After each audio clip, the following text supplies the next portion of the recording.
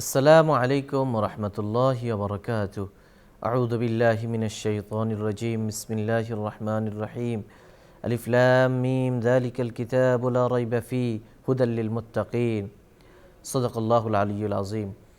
সম্মানিত দর্শক শ্রোতা, কাছে দূরে, দেশে কিংবা প্রবাসে যে যেখান থেকে আমাদের দেখছেন শুনছেন, সবাইকে জানাই আন্তরিক শুভেচ্ছা ও অভিনন্দন। প্রিয় দর্শক শ্রোতা, সূরাতুল বাকারার শুরু থেকে আমরা আলোচনা করব ইনশাআল্লাহ। আল্লাহ রাব্বুল আলামিন ইরশাদ করেন, আলিফ লাম মিম যালিকাল কিতাব, এই সেই কিতাব, লা রাইবা ফি, যার মধ্যে কোনো সন্দেহ নেই, হুদাল লিল মুত্তাকিন, এটি খোদাবীর ও মুত্তাকিদের জন্য হেদায়েত বা পথ নির্দেশ। প্রিয় দর্শক শ্রোতা, এখানে আমরা দেখতে পাই সূরা বাকারা আয়াত নম্বর 2, আল্লাহ তাআলা বলেছেন যালিকাল কিতাব। প্রথমে একটি শব্দ আনা হয়েছে যালিকা। যালিকা মানে ওই কিতাব, যালিকাল কিতাব মানে ওই কিতাব। যালিকা দূরবর্তী জিনিস বোঝানোর জন্য যালিকা তিলকা বোঝানো হয়ে থাকে, অনুরূপভাবে কাছে বোঝানোর জন্য হাদা হাদিহি বোঝানো হয়ে থাকে। এখানে আল্লাহ তাআলা যালিকা শব্দ ব্যবহার করেছেন। এর ব্যাখ্যা তাফসীরবিদরা বিভিন্ন ধরনের ব্যাখ্যা করেছেন। যালিকা শব্দের একটি অর্থ হলো কোনো দূরবর্তী বিষয়কে ইশারা করা। যালিকা বলতে এখানে মূলত তাওরাত এবং ইনজিলের কথা বলা হয়েছে।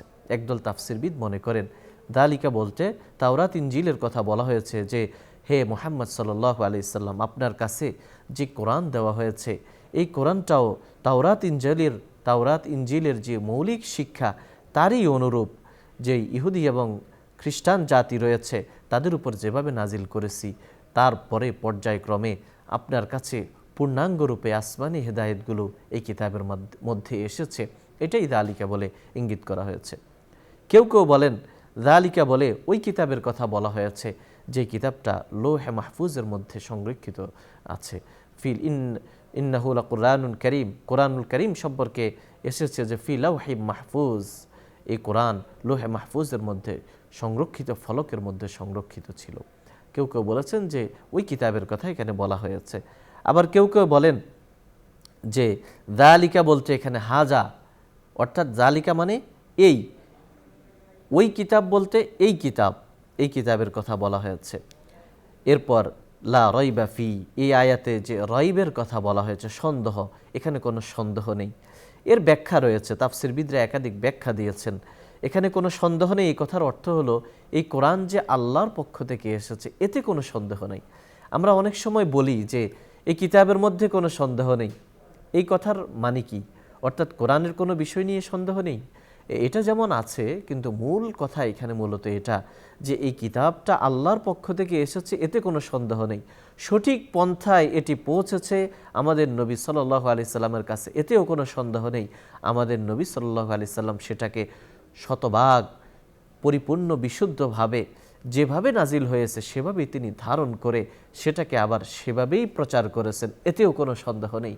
এবং প্রচারিত হওয়ার পর নবী করিম সাল্লাল্লাহু আলাইহি সাল্লাম যাদের কাছে কোরআনকে পৌঁছে দিয়েছেন তাদের থেকে যুগ যুগ ধরে পরম্পরায় আজ অবধি অবিকৃত অক্ষত অবস্থায় ঠিক যেভাবে নাজিল হয়েছিল সেভাবেই কোরআন আমাদের কাছে আছে, এতে কোনো সন্দেহ নেই। ইন্না নাহনু নাজ্জালনা যিকরা ওয়া ইন্না লাহু লাহাফিজুন, এই কথাটাই লা রাইবা ফীহির মধ্যে বলা হয়েছে।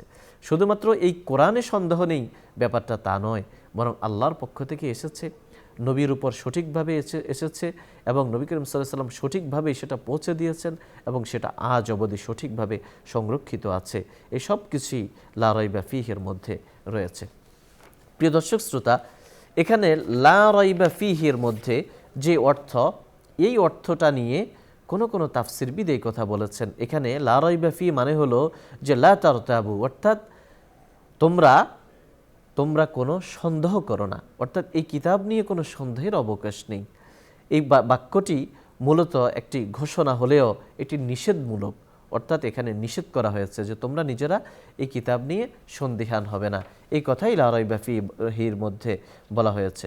প্রিয় দর্শক শ্রোতা, এবার আমরা আসি আল কিতাব নিয়ে। এখানে বলা হয়েছে আল কিতাব, যালিকাল কিতাব লা রাইবা ফী। পবিত্র কোরআনের পরিভাষায় কিতাব শব্দটি কয়েকটি বিষয়ের জন্য ব্যবহৃত হয়ে থাকে। এক নম্বর হলো লিখিত পুস্তিকা, আমরা যেটা সচরাচর বলি যে বই বা গ্রন্থ, তার জন্য আমরা কিতাব শব্দ ব্যবহার করি। আল্লাহ বলেন, লাউলা কিতাবুম মিনাল্লাহি সাবাকা লামাসসাকুম ফিমা আখাযতুম আযাবুন আযীম।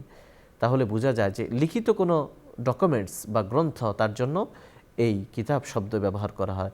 এছাড়া কোনো রেজিস্টার বুকের জন্য কিতাব ব্যবহার করা হয়ে থাকে। কোরআনে এসেছে ওয়াইনদানা কিতাবুন হাফিজ। এছাড়াও কোরআনে এসেছে কোনো পয়গাম বা চিঠি, লিখিত কোনো বস্তুকেও এই কিতাব বলা হয়। সুলাইমান আলাইহিস সালামের ঘটনা, রানী বিলকিসের ঘটনায় এসেছে ইন্নী উলকিয়া ইলাইয়া কিতাবুন কারীম, আমার কাছে একটি লিখিত চিঠি, ডকুমেন্টস এসেছে। এছাড়াও আহকাম ও কাওয়ানিন, বিভিন্ন বিধিবিধান, নিয়ম নীতি, রুলস রেগুলেশন, এগুলোর জন্য এই কিতাব শব্দটি ব্যবহার করা হয়। ইউআল্লিমুহুমুল কিতাবা ওয়াল হিকমা ইত্যাদি। তো আল্লাহ তাআলা পবিত্র কোরআনে এখানে বলেছেন যালিকাল কিতাব, এটি এমন একটি কিতাব যার মধ্যে কোনো সন্দেহ নেই। এতে বোঝা যায় কোরআন লৌহে মাহফুজের মধ্যে আগে থেকেই পুরোটা কমপ্লিটলি এটা লেখা ছিল, কমপ্লিটলি সেখানে সংরক্ষিত ছিল। প্রিয় দর্শক শ্রোতা, এবার আমরা আসি লা রাইবা ফি। লা রাইবা ফিহির অর্থ আমরা করেছি। এর অর্থ শুধুমাত্র এই নয় যে কোরআনে কোনো সন্দেহ নেই, বরং এর অর্থ হলো কোরআন নাজিল হওয়া থেকে কোরআন আমাদের পর্যন্ত সংরক্ষিত হওয়ার ক্ষেত্রে কোনো ধরনের সংশয় সন্দেহ নেই, বরং সঠিক পথ পন্থায় সেগুলো সংরক্ষিত আছে।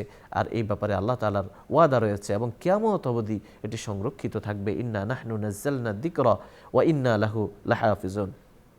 এবার আসি এর পরের অংশে, যেখানে রয়েছে হুদান লিল মুত্তাকিন। এই কিতাব হলো হেদায়েত। হুদান মানে হলো পথ নির্দেশ। হেদায়েত সম্পর্কে আলোচনা এর আগে গিয়েছিল। সংক্ষেপে আমরা যদি এখানে আলোচনা করি, এই কথা বলা যায় যে হুদান, কোরআন হলো এমন একটি কিতাব যেটি হলো হাদি, যেটা পথ নির্দেশ, যেটি নিজেই মানুষকে পথ দেখায়। এটি হলো আলো, যা মানুষকে অন্ধকার থেকে আলোর পথে নিয়ে যায়। আল্লাহ বলেন ইন্না হাযাল কুরআনা ইয়াহদি লিল্লাতী হিয়া আকওয়াম, যেটি সঠিক, যেটি একেবারেই সুপ্রতিষ্ঠিত, কোনো বক্রতা নেই, এমন একটি পথ পন্থার দিকে নির্দেশনা দেয় হলো কোরআন। ইন্না হাযাল কুরআন ইয়াহদি লিল্লাতী হিয়া আকওয়াম ওয়া ইউবাশশিরুল মুমিনিন আল্লাযীনা ইয়া'মালুনাস সালিহাত বিআন্না লাহুম আজরান কাবীরা। আল্লাহ তাআলা এবং এই কোরআন সুসংবাদ দেয় মুমিনদেরকে, যারা আমলে সালেহ করে তাদের জন্য রয়েছে মহা প্রতিদান। এখানে আমরা দেখতে পাই আল্লাহ তাআলা হুদান শব্দটিকে কোনো ধরনের সম্বন্ধযুক্ত করা বিহীন এনেছেন, অর্থাৎ মৌলিক বা মতলাক রেখেছেন। হুদান লিল মুত্তাকিন, এটি হলো হেদায়েত।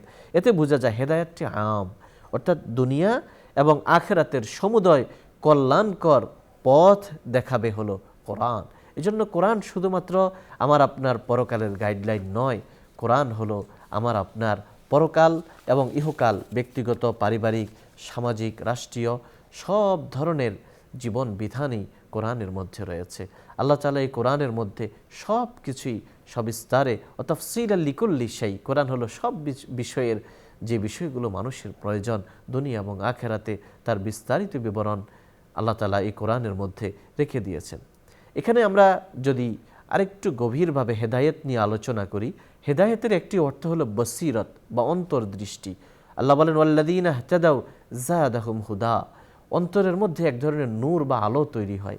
সেই আলো দিয়ে হেদায়েতের পথ, সত্যের পথ, এই আলো দিয়ে জান্নাতের পথ, আল্লাহর পথ, নবীদের পথ দেখা যায়। এই আলোটাই আল্লাহ তাআলা এই কোরআনের মাধ্যমে মানুষের মধ্যে বিতরণ করবেন। এই কোরআন মানুষকে সেই হেদায়েত দেখাবে। এখানে আমরা দেখি কোরআনের যেই প্যাটার্ন বা বর্ণনা শৈলী, সেখান থেকে বোঝা যায় হুদান লিল মুত্তাকিন বলা হয়েছে, অর্থাৎ কোরআনটা মানুষের জন্য নাজিল হয়েছে, কিন্তু কোরআন থেকে উপকৃত হতে পারবে তারাই যারা মুত্তাকি, যাদের হৃদয়ের মধ্যে আল্লাহর ভয় আছে, যারা পরহেজগার। অনুরূপভাবে আমরা দেখতে পাই হেদায়েতের অর্থ হলো যে সঠিক পথ পাওয়া। কোরআনে এসেছে ইন্নাকা লা আলা হুদাম মুস্তাকিম, ইন্নাকা লা আলা হুদাম মুস্তাকিম, নিশ্চয় তুমি সঠিক পথের উপর রয়েছ, সঠিক পথের উপর প্রতিষ্ঠিত রয়েছে। কাজে কোরআন যে পড়বে, কোরআনের যিনি পাঠক, কোরআনময় জীবন যে গড়বে, সে মূলত সঠিক পথের উপরেই থাকবে।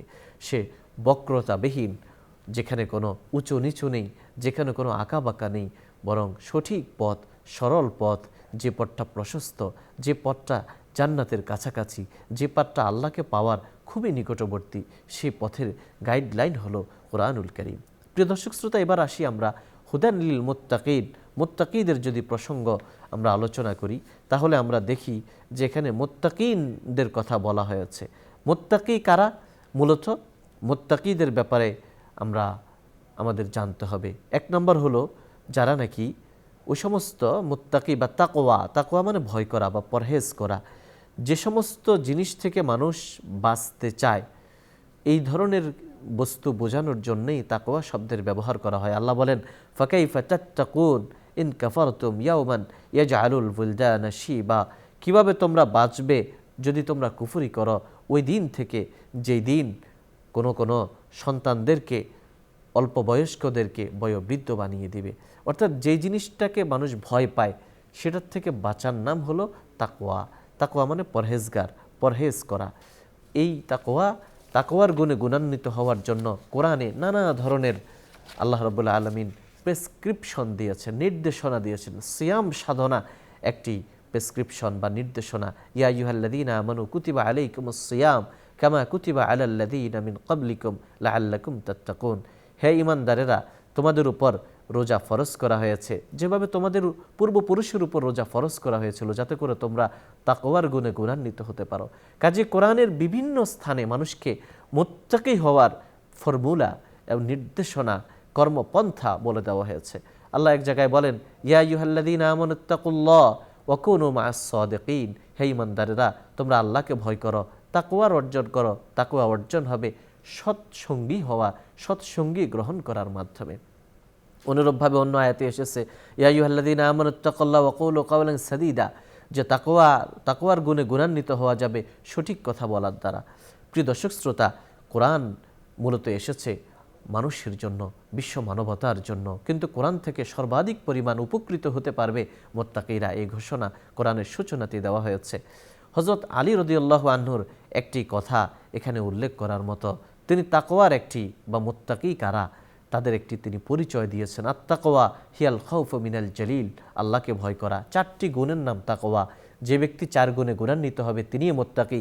আল খাউফু মিনাল জালিল, আল্লাহকে ভয় করা। ওয়াল আমালু বিত-তানজিল, কোরআন অনুযায়ী জীবন গড়া। ওয়াল কানাআতু বিল কলিল, অল্পর উপর ধৈর্য ধারণ করা। ওয়াল ইস্তিআদাদু লিল ইয়াউমির রাহিল, এবং পরকালের জন্য প্রস্তুতি নেওয়া।